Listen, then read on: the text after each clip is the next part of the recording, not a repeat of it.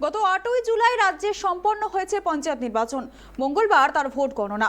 ফলাফল ঘোষণা হওয়ায় দেখা গেল হুগলির 12টি গ্রাম পঞ্চায়েতের মধ্যে 12টিতেই জয়ী হলো তৃণমূল। ফলাফল ঘোষণা হওয়ার পরই উল্লাসে মেতে ওঠেন দলের কর্মী সমর্থকেরা।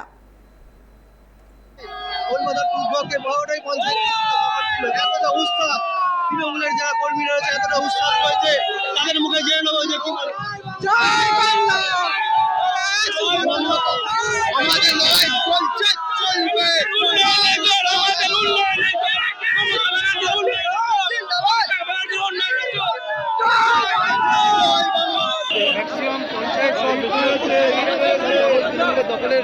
দেখুন, তৃণমূলের দখলে থাকাটা স্বাভাবিক, কারণ মমতা ব্যানার্জি যে উন্নয়ন করেছে, মানুষের জন্য কাজ করেছে, সে উন্নয়নের জন্য মানুষ ভোট দিচ্ছে।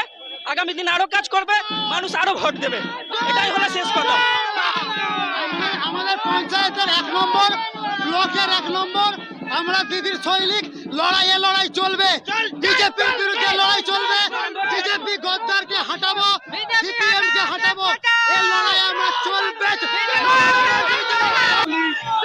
হুগলি কলকাতা ব্লকে দেখা যাচ্ছে যে এদের তৃণমূল কর্মীদের এতটা উৎসাহ যে তারা নিজেদের ধরে রাখতে পারছে না। এত আনন্দে, এত উৎসাহ তাদের মমতা ব্যানার্জির উপরে, তাদের উপরে পুরো তারা জয়লাভ করেছে। হুগলি থেকে সোমনাথ ঘোষ, ট্রাইব টিভি।